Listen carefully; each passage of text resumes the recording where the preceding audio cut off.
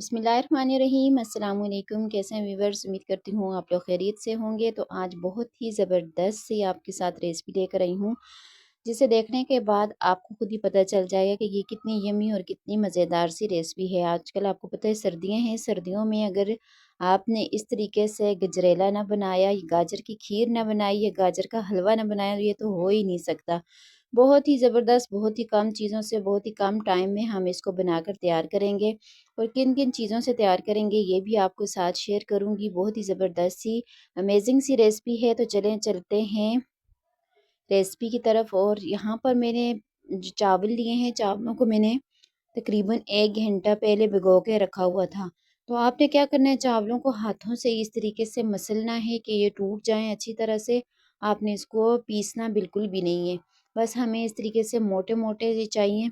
तो आपने इस तरह से इसको पीस के हाथों से ही साइड पे रख देना है। अब यहाँ पर आपने लेनी है कढ़ाई।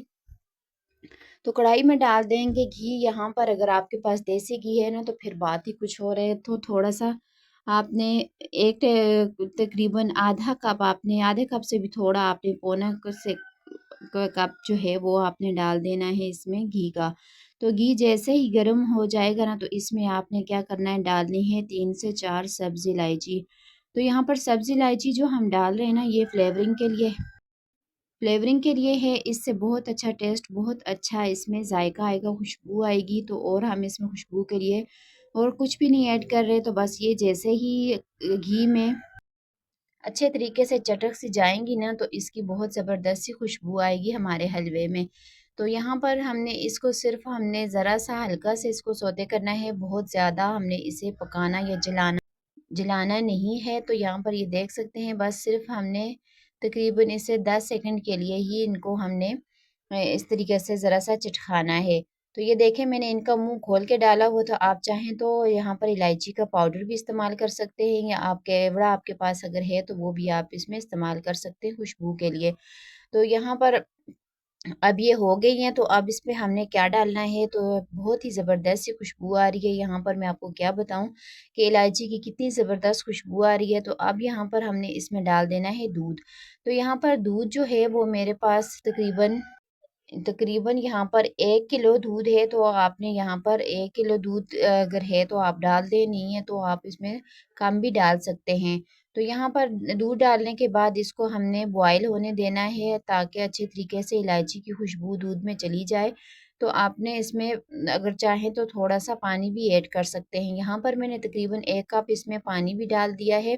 तो जैसे ही बॉयल आने वाला होगा तो आपने क्या करना है, चावल उठाने हैं। चावल अब यहाँ पर आपने तकरीबन 1 किलो गाजर, तो 1 किलो नहीं है, यहाँ पर मैंने 1 प्याली गाजर का लिया है और 4 टेबलस्पून यहाँ पर मैंने चावल का इस्तेमाल किया है।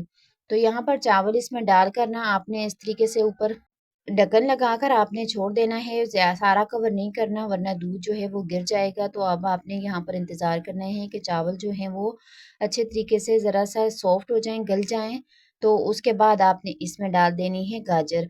तो यहाँ पर तकरीबन 10 मिनट हो गए हैं इसको बॉयल होते हुए। तो अब इसमें मैं गाजर क्रश की हुई डालूँगी, तकरीबन 1 कप के करीब इसमें गाजर डालेंगे। तो यहाँ पर गाजर डालने के बाद आपने क्या करना है, इसकी अच्छे तरीके से मिक्सिंग करनी है। तो यहाँ पर मिक्सिंग करने के बाद आपने इसको मीडियम फ्लेम पर छोड़ देना है ताकि गाजर और चावल जो हैं वो अच्छे तरीके से यकजां हो जाए, अच्छे तरीके से गल जाएँ। तो आपने इसी तरह से इसके चम्मच हिला देना है ताकि चावलों में गाजर अच्छे तरीके से मिक्स हो जाए। तो ये जैसे-जैसे साथ-साथ मैं आपको बताती जाऊँगी, लेकिन इसको थोड़ा टाइम लगेगा तभी ये अच्छे तरीके से पकेगा। जितने आपने इसको ज़्यादा पकाएँगे उतना ही इसका ज़बरदस्त टेस्ट आएगा। यहाँ पर इसी पॉइंट पर मैं चीनी भी डाल दूँगी। तो तकरीबन यहाँ पर मैंने आधे कप से भी थोड़ा कम ही चीनी डाली है। आप अपने टेस्ट के अकॉर्डिंग डाल सकते हैं, कम ज़्यादा जितना मीठा आप पसंद करते हैं उस तरीके से आप डाल सकते हैं। तो यहाँ पर चीनी डालने के बाद आपने अच्छी तरीके से मिक्सिंग करनी है। मिक्सिंग करने के बाद आपने इसको रख देना है मीडियम टू लो फ्लेम पर। तो यहाँ पर ये देखें, इसको मैंने पकते हुए तकरीबन 15 से 20 मिनट हो गए हैं। तो आपने इस तरीके से इसका चम्मच हिलाते जाना है ताकि चावल जो हैं वो भी अच्छे तरीके से मिक्स हो जाएँ और गाजर भी अच्छे तरीके से मिक्स हो जाए। दोनों चीज़ें ऐसे हो जाएँ जैसे खीर होती है उस तरीके से, दोनों को समझ ना लगे कि इसमें हमने चावल डाले हुए हैं। तो अच्छी तरह से इसकी मिक्सिंग होनी चाहिए। तो यहाँ पर इसको मैं पकाते हुए ये देखें ये ज़बरदस्त से अब तैयार हो गया। अब इसकी फ़ाइनल लुक आपको बताते हैं। तो तकरीबन मैंने इसको पकाया है आधा घंटे से भी ज़्यादा मैंने पकाया है, तो मीडियम फ्लेम पर। तो यहाँ पर ये देखें इसकी फाइनल लुक जब तैयार हो जाए तो इसके ऊपर आप ड्राई फ्रूट डाल सकते हैं। नहीं तो आप जब आप इसको पका रहे थे उस वक़्त भी आप इसमें बादाम, खोया वग़ैरह आप इसमें ऐड कर सकते हैं। अगर आपके पास दूध वाली मलाई हो तो वो भी आप इसमें ऐड कर सकते हैं, खोया है तो वो भी ऐड कर सकते हैं। तो यहाँ पर ये देखें माशाल्लाह से फाइनल लुक इसकी गजरेले की बहुत ही ज़बरदस्त सी गाजर की खीर जो है तैयार हो गई है। अगर वीडियो आपको ज़रा-सी भी यहाँ तक देखते-देखते पहुँच गए ना, तो अगर ज़रा-सी भी अच्छी लग रही है, तो वीडियो को लाइक, शेयर और चैनल को सब्सक्राइब करना बिल्कुल भी ना भूला करें। आपकी तरफ से गिफ्ट होता है और हमारी हौसला अफ़ज़ाई होती है। फ़ी अमानिल्लाह, अल्लाह हाफ़िज़।